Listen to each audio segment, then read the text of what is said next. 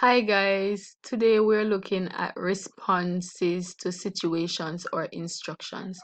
So it says 5 situations are described below. You're required to respond to each one in Spanish as indicated by the examiner. Number 1 says, a neighbor asks you to look after her 3-year-old daughter.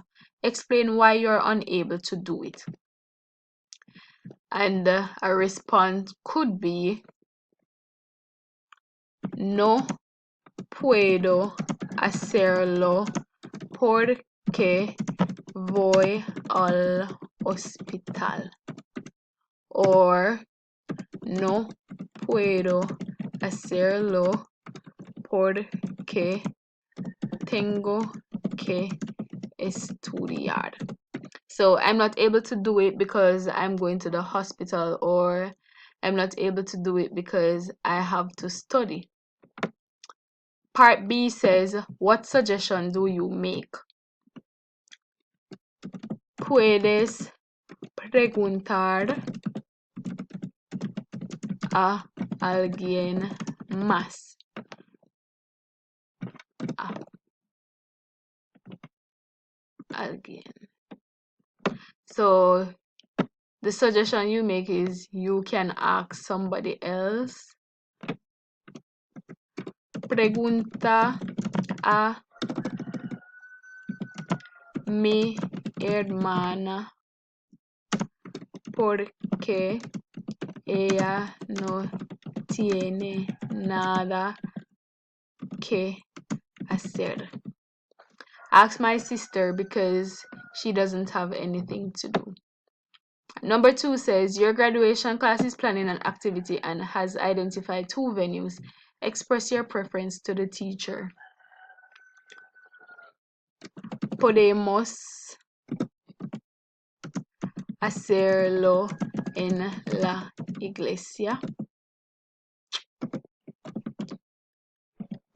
Or prefiero que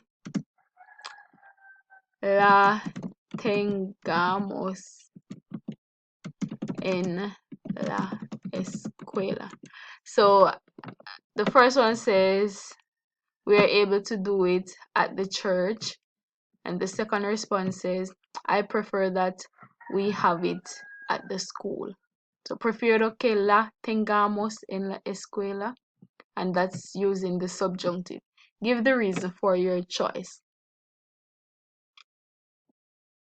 La razón es porque vivo cerca la iglesia.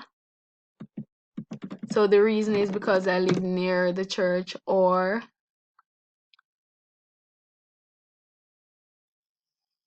quiero ir a la escuela porque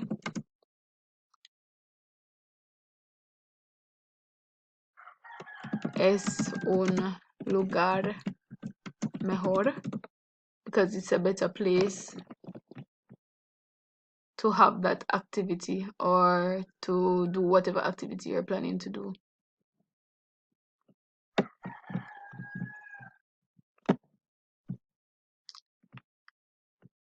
Don't mind the country falls if you're hearing them. A friend has done something irresponsible and confides in you. How do you advise her? So you might tell the friend, no lo hagas de nuevo. Don't do it again. And you have your exclamation. Ensure that you have an exclamation at the beginning as well. Alright, so there's a blue line. Alright, so the beginning and the ending should have the exclamation mark. No lo hagas de nuevo. Imperative. And hagas coming from hacer. What does she promise to do? And she promises, no lo haré de nuevo. I promise. So I won't do it again. So prometo, no lo haré de nuevo. The haré should have an accent because future tense of a irregular verb. Alright, so your Spanish teacher wants to know what you're doing during the summer vacation, what do you say? Yo voy a la playa, or yo voy al cine,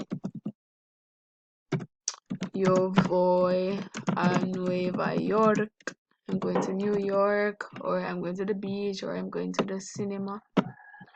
And the part B to this says, what does he or she comment? And she says, que tenga un buen tiempo, have a good time, que lo pases bien. Same thing, like I hope you spend it well. Each of these should have the exclamation. Alright, so the blue line, so I'm guessing it's showing the inverted exclamation mark. So ensure that those marks are being placed in front and behind. And the last one says, at your hotel, an appliance in the room does not work. You go to the reception to report. What request do you make? Okay, so quiero una nueva televisión en mi cuarto. So your request is, I want a new television in my room. Television should have the O with accent in Spanish. And what does the receptionist say, or what does the receptionist reply? Mañana la tendrás. So she replies, tomorrow you will have it. And mañana, the tilde should be above the N, and the tendrás, future tense of the word tenure, the A should have an accent. Alright, let me see. Try changing the language to Spanish and see if I'll get the correction. Alright, so it's not coming up. But as said before, mañana should have the tilde above the N, and tendrás have the accent above the A. Thank you so much for watching.